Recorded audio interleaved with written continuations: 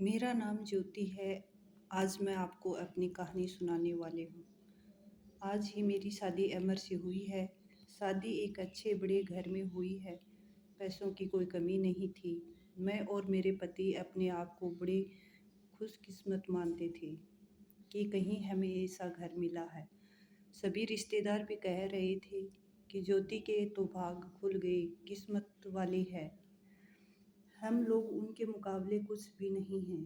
पिताजी के पुराने परिचित होने की वजह से मेरी शादी उस घर में हो गई। शादी के बाद मैं पहली बार उस घर में गई। घर में जाते ही मुझे पता चला कि वो लोग कितने बड़े। घर बहुत बड़ा था।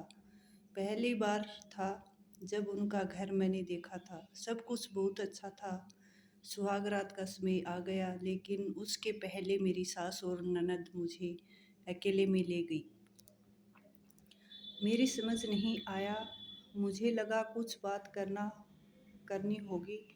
उनके चेहरे उतरे हुए और डरे हुए थे, जैसे कि कोई बात वो मुझसे करना चाहते हों। मैंने उन्हें पूछा, क्या क्या हुआ? आप दोनों इतने डरे हुए क्यों हो? मेरी सास बोली, बेटा, हम तुम्हें कुछ बताना चाहते हैं, लेकिन तुम यह सुनकर हिम्मत रखना।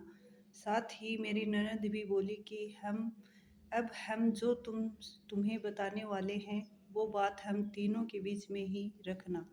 यह बड़ा घर है, यहाँ बात फैलते ज़्यादा समय नहीं लगता, और वो बात सबके सामने आ गई तो हमारे घर की इज्जत मिट्टी में मिल जाएगी। अब तुम इस घर की बहू और तुम्हें इस घर का मान रखना होगा। उनकी बातें सुनकर मैं सच में थोड़ा डर गई। मुझे समझ नहीं आ रहा था कि वो लोग क्या बोलना चाह रहे हैं। मैंने कहा, आप बताएं मुझे क्या बात है। मेरी सास बोली कि बहू में मेरा बेटा मर्द नहीं है। उनकी यह बात सुनकर मेरे होश उड़ गए। उन्होंने कहा कि मैं जानती हूँ कि तुम सोच रही होंगी कि फिर हमने तुम्हें क्यों फंसाया, लेकिन हमारी भी मजबूरी है। हम यह बात ऐसे बता नहीं सकते थे, वरना सभी को पता चल जाएगी। मेरा बेटा रात में अक्सर बाथरूम में ही रहता है। पता नहीं वहाँ क्या करता। जब भी उसे पूछो तो यही कहता है कि उसका पेट खराब है। कमरे में जाने से पहले अपने पति के लिए यह बातें सुनकर मुझे समझ नहीं आ रहा था कि मैं क्या करूं। मेरी ननद कहती है कि तुम उससे बात करना, थोड़ा समय उसके साथ बिताओ, फिर उससे खुलकर बात करो। अगर कुछ हो सकता है तो हम जरूर करेंगे। हम तुम्हारे साथ हैं, तुम्हें अकेला नहीं छोड़ेंगे। सुहाग रात वाली रात यह सब सुनकर मैं अपने कमरे में जा रही थी। मुझे अब डर लगने लगा था।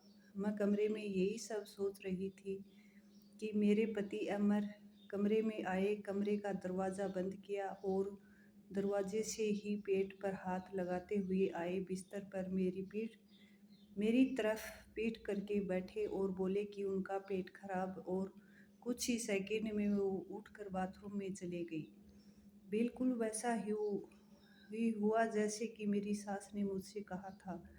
पेट खराब हो तो थोड़ी देर बाद तो बाथरूम से बाहर आ जाते, लेकिन वो करीब 1 घंटे तक बाथरूम में ही रहे। मैं बाहर चुपचाप अपने बिस्तर पर बैठी रही। उन्हें मैंने आवाज़ भी नहीं दी। बस यही सब सोचते सोचते मैं बिस्तर पर लेट गई। करीब 2 घंटे बाद वो बाथरूम से निकले। मेरा अब उनसे बात करने का मन ही नहीं था। मुझे लगा कि मेरे साथ धोखा किया गया। वो भी चुपचाप अपने बिस्तर की साइड पर आकर जाकर सो गए। सुबह है, मैं अपने आप को खुशकिस्मत मान रही थी और रात होते होते अपनी किस्मत को कोसने लगी।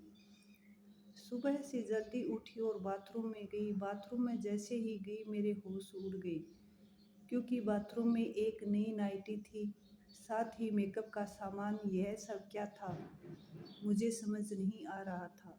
एक ऐसे इंसान से मेरी शादी क्यों करवा दी? सुबह मेरी सास ननद ने मुझसे पूछा, क्या हुआ बेटी? रात में मैंने कहा, वही जो आपने बताया था। यह कहकर मैं रोने लगी। मेरी ननद ने कहा, माँ, मैं कह रही थी ऐसे किसी लड़की की ज़िंदगी खराब मत करो, लेकिन तुम सभी ने मेरी बात नहीं मानी। अब यह क्या ऐसे ही घुट-घुट कर यहाँ रहेगी? मेरी सास बोली कि बेटा तुम जो भी फैसला लेगी हम तेरे साथ हैं, लेकिन तुझे यह वचन देना होगा कि यह राज तेरे मुँह से नहीं निकलेगा।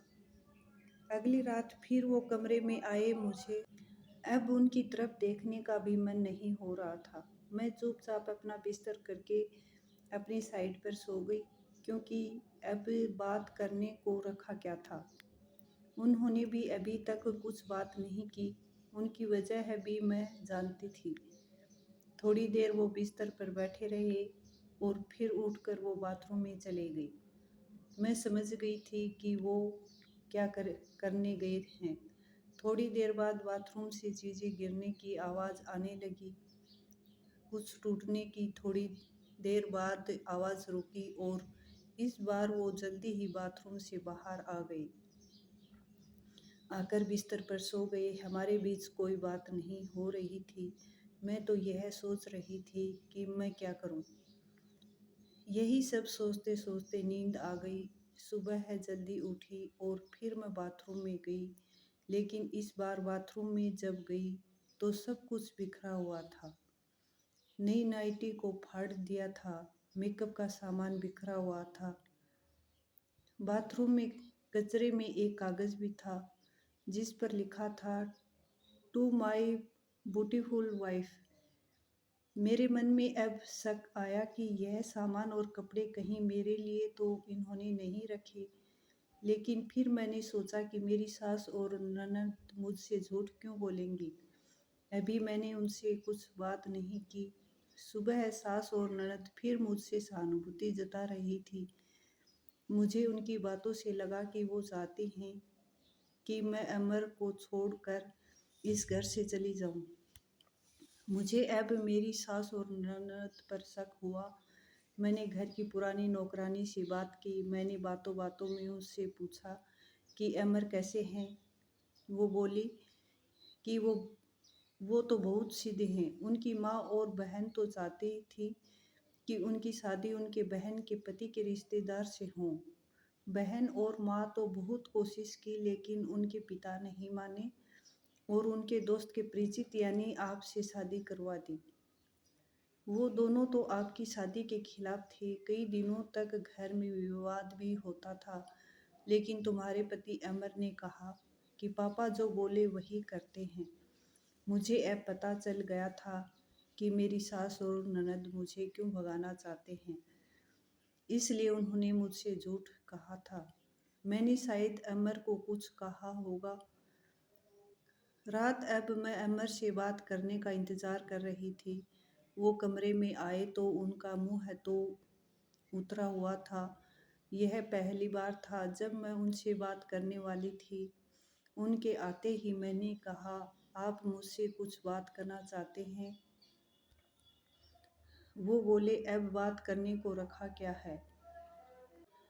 पापा का विश्वास था कि वो घर अच्छा है, इसलिए मैंने माँ और बहन की ना सुनकर तुमसे शादी की और तुमने सच छिपाया। मैंने बोला, क्या सच? सच कि तुम मुझसे शादी नहीं करना चाहती थी। तुम्हारी ज़िंदगी में अभी भी कोई और है।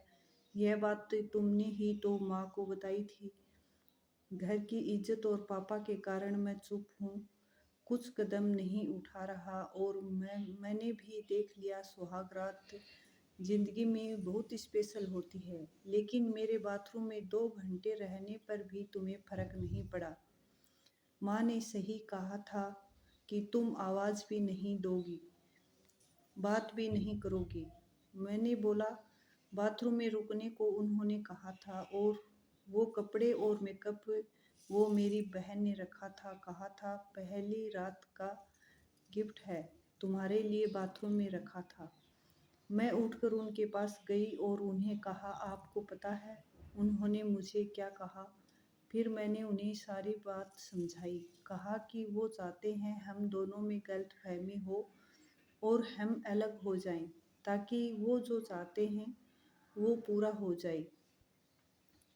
उन्हें गुस्सा आया, लेकिन मैंने कहा, नहीं, अब हम अब हम इस बात को यहीं ख़त्म करेंगे और किसी को कुछ नहीं कहेंगे।